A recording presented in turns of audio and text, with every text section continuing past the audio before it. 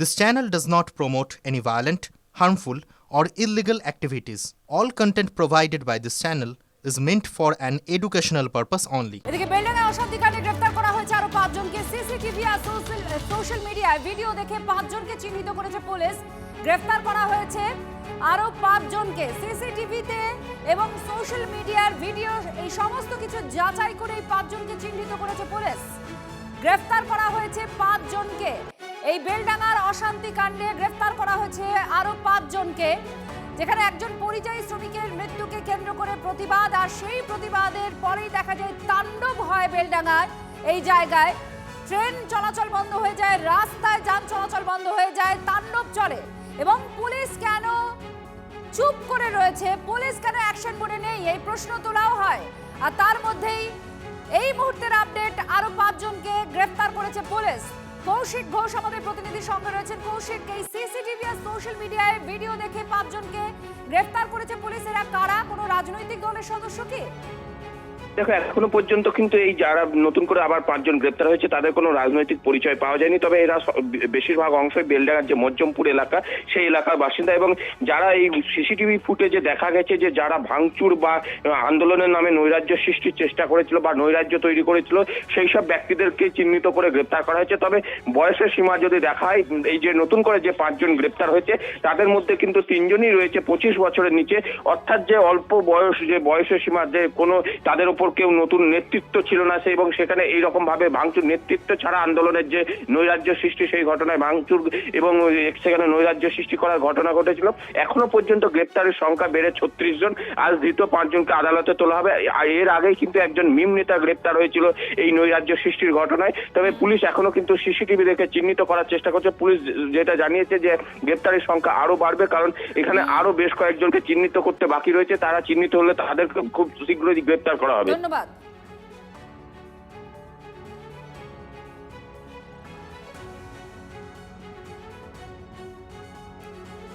সোনার ব্যবসায়ী খুনের মামলায় ফাঁপড়ে প্রশান্ত বর্মন। শুক্রবারের মধ্যে জলপাইগুড়ির রাজগঞ্জের বিডিওকে আত্মসমর্পণের নির্দেশ দিয়েছে আদালত। কলকাতা হাইকোর্টের যে নির্দেশ সেটাই বহাল রেখেছে সুপ্রিম কোর্ট। গা ঢাকা দিয়ে সুপ্রিম কোর্টের দ্বারস্থ হয়েও রেহাই মিলল না। 23শে জানুয়ারির মধ্যে প্রশান্ত বর্মনকে আত্মসমর্পণের নির্দেশ দিয়েছে সর্বোচ্চ আদালত। সল্টলেকের সোনা ব্যবসায়ী স্বপন কামিলাকে অপহরণ করে খুনের অভিযোগ ওঠে রাজগঞ্জের বিডিও প্রশান্তর বিরুদ্ধে। বিডিওর বিরুদ্ধে বিধাননগর দক্ষিণ থানায় অভিযোগ দায়ের হয়। গত 22শে ডিসেম্বর অভিযুক্ত রাজগঞ্জের বিডিও প্রশান্ত বর্মনের আগাম জামিনের আর্জি খারিজ করেছিল কলকাতা হাইকোর্ট। তাকে 72 ঘন্টার মধ্যে রাজ্য পুলিশের কাছে আত্মসমর্পণের নির্দেশ দিয়েছিলেন কলকাতা হাইকোর্টের বিচারপতি তীর্থঙ্কর ঘোষ। সেই নির্দেশকে চ্যালেঞ্জ করে সুপ্রিম কোর্টের দ্বারস্থ হন প্রশান্ত, কিন্তু তাতেও কোনো লাভ হলো না। হাইকোর্টের যে অর্ডার ছিল সেই অর্ডারটাকেই বহাল রেখেছেন এবং আরও টাইমলাইন স্টিপুলেট করে দিয়েছেন। 23rd জানুয়ারির মধ্যে ওনাকে সারেন্ডার করতে হবে before the concern court. He has no other relief except to surrender before the magistrate. মানুষ রাস্তা চাইলে যিনি লক্ষ্মীর ভাণ্ডার ছেড়ে দিন বলে নিদান দেন, যিনি রোগীর পরিজনদের অসন্তোষের মুখে ডোন্ট কেয়ার ভাব দেখান, কিন্তু এবার ধরা দিতেই হবে সোনা ব্যবসায়ী খুনে অভিযুক্ত রাজগঞ্জের সেই বিডিওকে। জ্যোতির্ময় কর্মকারের রিপোর্ট, TV9 বাংলা।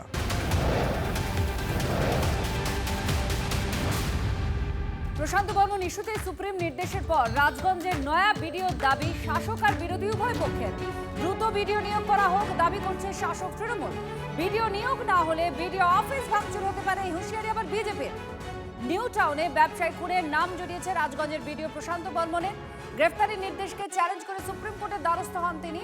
সেই মামলায় 23শে জানুয়ারির মধ্যে সুপ্রিম কোর্ট তাকে আত্মসমর্পণের নির্দেশ দিয়েছে। হাইকোর্টের জামিন নাকচের পরেই গা ঢাকা দেন প্রশান্ত বর্মন। এসআইআর এর প্রক্রিয়া চলাকালীন দীর্ঘদিন বিডিও না থাকার সমস্যায় পড়েন সাধারণ মানুষ। প্রায় 6-7 দিন থেকে ঘুরছি একইভাবে নানা রকম সমস্যা নিয়ে, কিন্তু বিডিও অফিসের কাজ হলো না, কিছুই হলো না।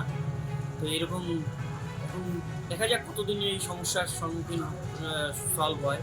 তাড়াতাড়ি এখানে কোনো ভিডিওর পোস্টিং হোক এবং আমাদের যত গ্রামের মানুষ আছে, আমাদের ব্লকের যত মানুষ আছে তার সমস্যার সমাধান। এখানে রাজগঞ্জ ব্লকের মেন যে মাথা সেই নেই, তাহলে বুথ লেভেল বা অঞ্চলগুলোর কি অবস্থা হতে পারে ভিডিও ছাড়া? দৈনন্দিন জীবনে কারো এসসি সার্টিফিকেট লাগবে, কারো এটা লাগবে, কারো সেটা লাগবে, এই কাজগুলো বন্ধ হয়ে আছে। তো অবিলম্বে আমাদের একটা ভিডিও সাহেবের খুবই প্রয়োজন। আমরা চাচ্ছি রাজগঞ্জ ব্লকে যেন নতুন ভিডিও যদি তিনি নাই আসতে পারেন, যদি অন্য কোনো কাউকে পাঠিয়ে দেওয়ার দায়িত্ব দেওয়া তার উপরে, তাহলে অবশ্যই আমাদের কাজ যদি আটকে আছে এগুলো দ্রুত চালু হবে। আইনের কথাই চলবে। বিডিও হোক, ডিএম হোক, এসপি হোক, এসডিও হোক বা প্রশাসনিক যে কোনো কর্তাই হোক বা আম জনতা হোক বা জনপ্রতিনিধি হোক, তারা যদি কোনো অন্যায় করে থাকে, সেটা যদি আদালতের চোখে মনে হয় এটা অন্যায়, তাহলে আমার মনে হয় লুকাচুরি না খেলে শীর্ষ আদালত যেভাবে গাইডলাইন দিচ্ছে সেইভাবে ওনার আত্মসমর্পণ করা উচিত বলে আমি মনে করি। আর আমাদের মুখ্যমন্ত্রী মমতা বন্দ্যোপাধ্যায় চান না যে মানুষের অসুবিধা হোক, তা এটা একটা নিষ্পত্তি হওয়া প্রয়োজন। রাজগঞ্জে একজন স্থায়ী ভিডিও আসুক, যার হাত ধরে যে সমস্ত এই যে এসআর সংক্রান্ত যে সমস্যা চলছে বা অন্যান্য ডেভেলপমেন্ট ওয়ার্কগুলো কমতে হচ্ছে, এই কাজগুলো যাতে অতি দ্রুততার সহিত শুরু হয়ে যাবে। একজন মার্ডার কেসের আসামি রাজগঞ্জ ভিডিও, যিনি হচ্ছে WBCS ফেল। আজকে যদি সাধারণ মানুষের নামে এরকম একটা এলিগেশন আসতো, মমতা ব্যানার্জির পুলিশ তাকে হয়তো তার বাড়ি উল্টাপাল্টা করে দিয়ে ছেড়ে দিত। যেহেতু উনি একজন ভিডিও WBCS ফেল, দিদি, পিসি এবং ভাইপোর হাত তার মাথার উপরে আছে, তাই পুলিশ নিষ্ক্রিয়। এতদিন পার হয়ে গেল, কেন এখনো ভিডিও নিয়োগ করা হয়নি? শনিবার মালদায় গিয়ে মা মনস্কামনা এবং মা হ্যান্টাকালীর নাম নিয়েছিলেন প্রধানমন্ত্রী নরেন্দ্র মোদী। কিছুক্ষণের মধ্যেই নাম দুটো রাজ্য রাজনীতির চর্চার বিষয় হয়ে যায়, বিশেষ করে সোশ্যাল মিডিয়ায়। তৃণমূলের সমর্থক এমন বেশ কিছু পেজে মশকরা শুরু হয়ে যায়, যেন প্রধানমন্ত্রী নরেন্দ্র মোদী কোনো ভুল উচ্চারণ করে ফেলেছেন। সত্যিটা কি? হ্যান্টাকালী সত্যি আছেন? দেখুন মালদা থেকে পাঠানো স্পেশাল রিপোর্ট। জয় মা মনস্কামনা, জয় মা হ্যান্টাকালী। প্রধানমন্ত্রীর মুখে মালদার দুই অতি প্রাচীন মন্দিরের নাম, মনস্কামনা মন্দির, হ্যান্টাকালী মন্দির। যদিও রাজনীতির ময়দানে অযথা বিতর্ক।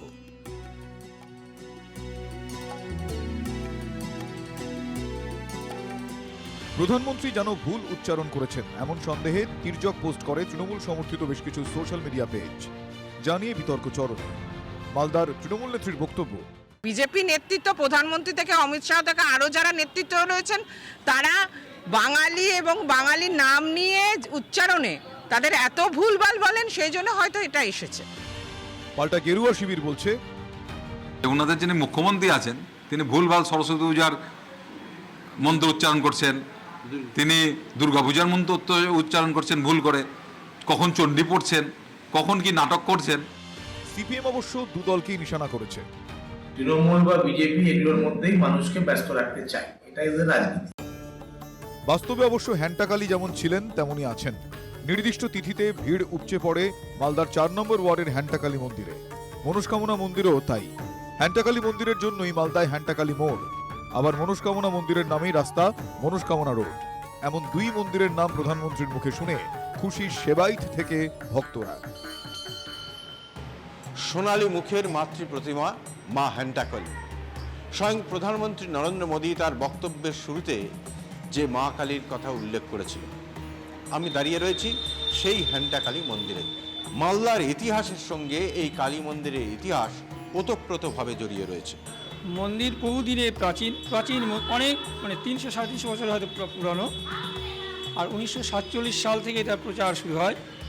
আমাদের বুদ্ধদেব ভট্টাচার্যের আমল থেকে আরও বেশি প্রচার হয়ে যায়। লক্ষ লক্ষ মানুষের আস্থা, ভক্তি, বিশ্বাস এই মন্দিরকে ঘিরে। এই মন্দিরে দীর্ঘদিন ধরে পূজা চলছে এবং দেশ বিদেশের বহু ভক্ত এখানে আসে। প্রত্যেক অমাবস্যায় মায়ের সম্পূর্ণরূপে পূজা হয়। বিভিন্ন রাজনৈতিক দলের নেতারা যখন ভোটের প্রার্থী হন তখন এখানে এসে পুজো দিয়ে যান। সেই মন্দিরের কথাই উল্লেখ করেছেন নরেন্দ্র মোদী। আমরা প্রচণ্ড খুশি, আমাদের প্রত্যেকে গোটা মালদাবাসী আমরা খুশি, খুবই আনন্দিত আমরা। মন্দিরটা হওয়ার জন্য এই মোড়টার নাম হচ্ছে হ্যান্টাকালী মোড়। আর এখানে প্রচুর ব্যবসা বাণিজ্য যা হয় এই মন্দিরের উপরে নির্ভর করেই। একদিকে যেমন কিছু মানুষ কটাক্ষ করছে বিষয়টা নিয়ে, তখন কিন্তু সমস্ত রাজনৈতিক দলের বহু নেতা নেত্রী কিন্তু খুশি হচ্ছেন। মালদা থেকে ক্যামেরায় মুজিবরের সঙ্গে শুভতোষ, TV9।